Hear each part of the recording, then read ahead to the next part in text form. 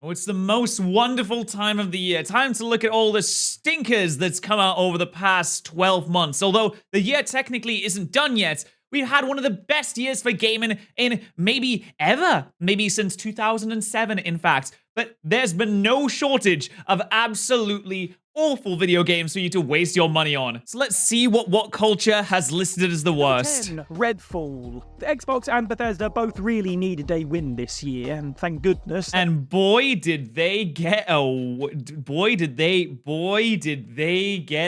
video game. They had Starfield. Redfall was one of the many games continuing the greater conversation about games launching in unfinished states, and it was one of the most prominent for a few reasons. For one, it was coming from beloved studio Arcane. I wouldn't even call it unfinished. I would have called it barely started. And yet was plagued with all manner of performance issues on launch to the point where it became the laughingstock of the industry. Additionally, it was positioned as a tentpole title for Game Pass this year and wasn't even Oh, they really pushed this. They were like, dude, we just bought Bethesda. Microsoft sitting in their big Microsoft chairs with all their money, their chairs of money, saying, we just bought Bethesda. We're going to have a great year. 2023, it's going to be our year. Listen, we have Starfield coming later on, but right now, it's all about Redfall, baby, and what a release that was. That month's charge, let alone a standalone purchase price. Even aside from enemies ignoring physics and collision detection, frame rate issues, and crashes, the game was also just dull. It featured underwhelming mission structures, a lack of truly original features, and a bad multiplayer setup where progression was tied to a party's host, meaning you'd have to start all over again if playing by yourself or with a different group of friends. Come on, play co-op. Don't you want to play co-op? You can play so much co-op where you do all these missions and you'll go on all these adventures with your friends, and then none of it will count towards your own actual progression, and you have to do the exact same missions if you want to play by yourself or even just with other people. That's totally fine, right? Don't you like games where you go and shoot at the enemy 12 times and then you can shoot another enemy and then you get experience? Isn't that fun? Aren't you having fun? Bethesda have said they're committed to making it a good game over time, but oh yeah, I'm sure they are. Oh yes, I'm sure the 61 people playing this video game right now are very, very excited for that. You know what's funny about Redfall is they released a version of the game called the Bite Back Edition, and it's a physical version of the game. Except, no, it's not. It's not a physical version of the game. It's actually not the game at all. You could go and buy Redfall, the Bite Back Edition, in a shop, and it doesn't come with the game. I mean, you can probably tell by the fact that it's $30, and there's no way a AAA Vimeo game coming out for $30 nowadays. So maybe some people would catch on, but you could it's not the game. It's just some DLC stuff in a steelbook. Testament, Order of the High Human. I have never heard of this game. I'm so excited. Order of High Human. Order of High Human. Is that correct grammatical? I'm not very good at English. Will inevitably draw comparisons to Skyrim, but it's very clear that's sort of what Testament the Order of High Human always wanted. Aim for the moon and you'll land upon the stars, they say. It doesn't look that bad. The gameplay looks a little slow, but it's not awful. That it's not all that easy to breathe in outer space, and sadly, Testament becomes a fairly suffocating experience very quickly. Never mind. At first glance, it's quite a pretty little fantasy adventure. Initial story intrigue grinds to a halt amongst overlong cutscenes. The promise of Metroidvania-style dungeons at the off falls apart pretty quickly. Still, there's certainly always room on the market for a chunky, responsive combat-focused fantasy romp. It's a shame then that Testament's combat, which makes there's just no feedback to the hits. It's like you're punching someone and they're just not registering it at all. Imagine slashing your blade through a human person and they just go, ah. Or they don't even recoil. They just go, ah, I'll get you for this.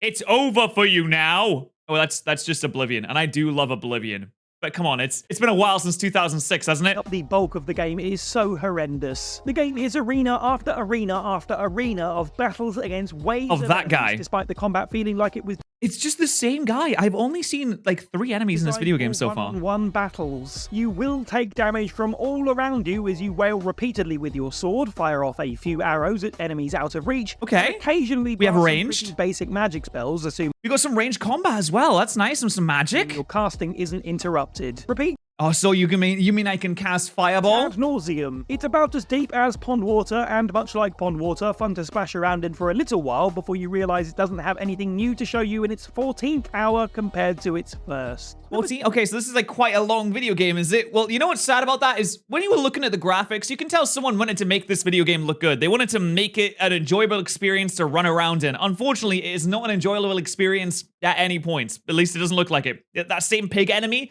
that you slash through that 17 times, not a great look. Crime boss, Rock City. Hey, this game is fantastic, I'll have you know. Sometimes when you look at a game, it's not hard to see where most of its budget went. In the case of Crime Boss Rock City, it was its casting. The game. Oh yeah, I mean, just look at the state of the cast here. We got Michael Madsen, Chuck Norris.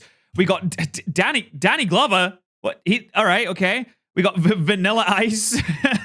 We got an all-star cast in this game, and there was about £3.50 left to develop it. And you know what? On a budget of £3.50, they did a great job. Look at The game this. itself should function as a kitsch and nostalgic nod back to early 90s cop and action movies, especially considering it stars Michael Madsen, Danny Trejo, Kim Basinger, Vanilla Ice, and many more. However, the novelty wears very thin, considering the cast almost completely fails to put in a satisfying performance. And That's the thing about actors, especially on the older end. When you get them to perform in a video game, they don't really know how to do it.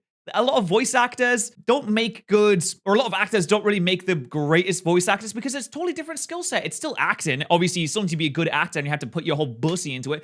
But it's a very different skill set for being able to put an emotional performance just using your words rather than relying on your stance, your body, the emotion shown on your face, because you don't get any of that when you do voice acting. I respect voice actors a lot because they're able to do that. Especially the most talented ones, like in Baldur's Gate 3, for example. But if you just get a big name on your game, then it's not that great. Even Idris Elba, you know, one of the most handsome men in the world, one of the most famous actors right now, big guy, but he was in the new Cyberpunk expansion. He did the whole voice acting. He played his own character. He played himself, basically. And it was just kind of mid. The performance was a little mid. It was, like, not that great, honestly. It's not fantastic. Chuck Norris as the sheriff of Rock City in particular is just painfully phoned in. The game itself is equal. Okay, I want to get an idea of how bad this performance actually was. So we're just going to watch a little bit of a cutscene. It might not actually be that bad. We end this. Yeah. Charge. What? Wait, that was it?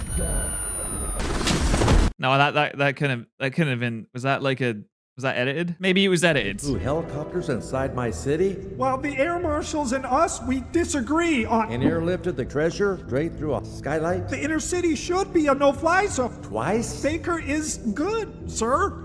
He is bad. Bad. We need to consider the air marshal's request.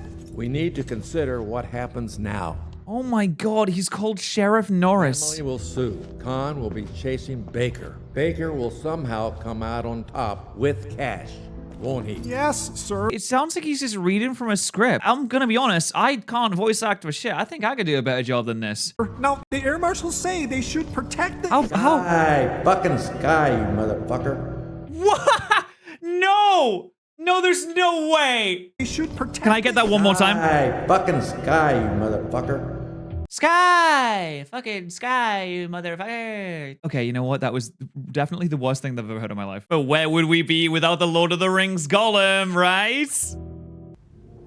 Golem. Something about Golem's video game debut screamed disaster from the beginning. Being developed by Daedalic Entertainment, who had never been handed a bit It's so ugly. like The Lord of the Rings before, and published by Nacon, who, despite a roster of teams working under them, have never Oh god, it's so ugly. Why does he look like that? released anything notable Well, I mean, I know he's supposed to be ugly. Maybe it's good. Maybe it's actually good. Actually, outside of the Rally franchise WRC, set this up for failure from the beginning. As a concept, playing as the runt of Middle-earth wasn't inherently flawed, but the result was comprised entirely of flaws. Golem's May release made it the talk of the internet as one of the year's biggest lows. It was buggy, boring, and shallow to play, controlled horribly, and was ugly as sin. Smeagol himself looked significantly worse in the final game.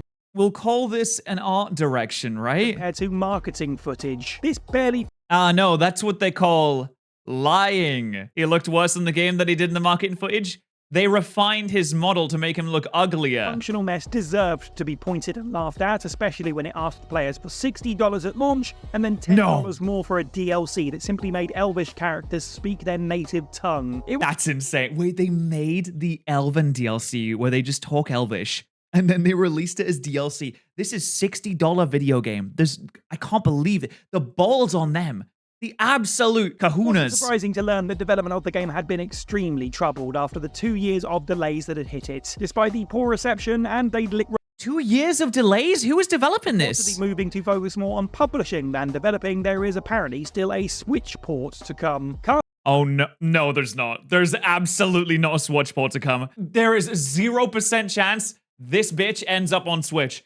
The Switch shall not be tainted by this. The fires about Doom and Never Look Back. Number 2. Good God. Stray Souls. Stray Souls? I haven't heard of this one. It seems fairly on-the-nose horror. Then Stray Souls makes layers of fear in the medium look like masterpieces by comparison. Okay. Jukai Studios' Stray Souls is a loud and pompous attempt at a survival horror game where absolutely nothing works as intended. The main character's facial animations is that a monster? Are almost as comical as the forced jump scares. The combat is janky when it works at all and doesn't randomly stop you from aiming your weapon. The story is nice. almost non-existent and tied together with tired tropes and puzzles. At least it has a 5 out of 10 on Steam right now. Let's have a look at some of the reviews for this bad boy. Stray Souls is so wonky, it seems like a prank gone wrong. Stray, however, is a game about cute cats. I would buy that instead. A product received for free. And he still couldn't give it an even halfway okay review. The unflushed turd and Daniel Sola at the beginning of the game is the perfect representation of this game. Oh wait, we have a good review. Okay, let's see what people liked about this. This is it. The absolute peak of mediocrity come to feast on your soul. A game that makes Blooper's worst horror game look like Naughty Dog's most important work. Stray Souls is a strong argument for never democratizing technology. Sometimes the power is simply too great and the responsibility too weighty to wield by those of us who would see harm done to others.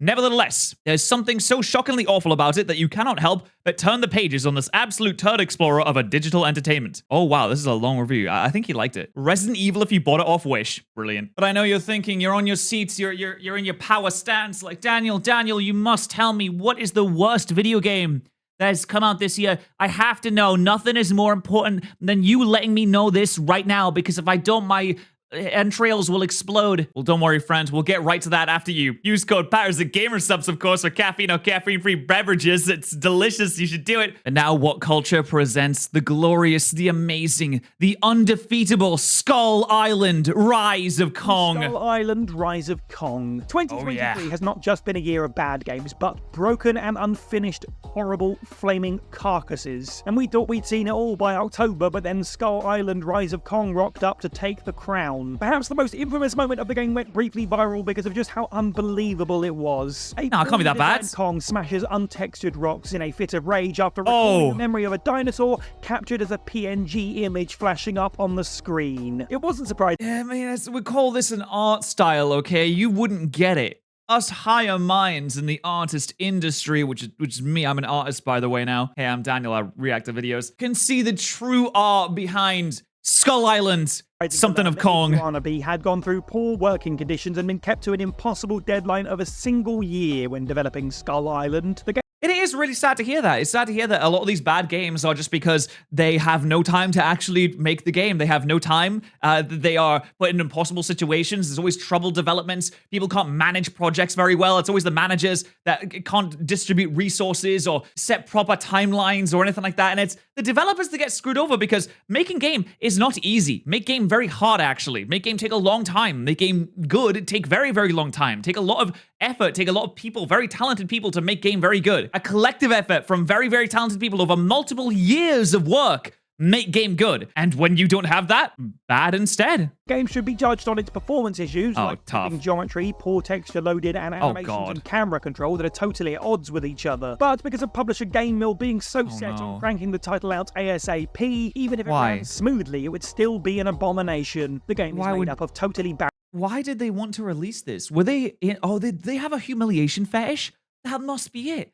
They were like, we need to be embarrassed so bad. We need to be embarrassed more than anyone's ever been embarrassed. We have to just squeeze this out. We need to put it out so that people can make fun of us. Oh, it'll be so good when everyone's making fun of us all the time. It's going to be amazing. We'll have the worst game of the year. No one's going to have a worse game than this one. Hey, if they want to see the best of something, they made it. Well, guys, at least it's 50% off right now. You can get this to for your worst enemy for Christmas.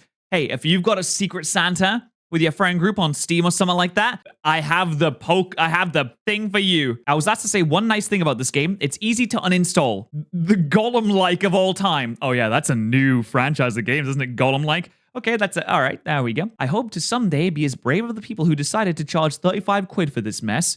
The worst game I've ever played in the past 3 years. This is worse than Golem. At least I could finish Golem, but I can't even stand one more minute of this shit. Nintendo knocked it out of the park with this new Donkey Kong game. Well, to be fair, it does look like it was released on GameCube. Thank you, What Culture, for sharing all this wonderful, terrible awfulness with us. And if you want to see more of my dumb face, you can always subscribe to this channel.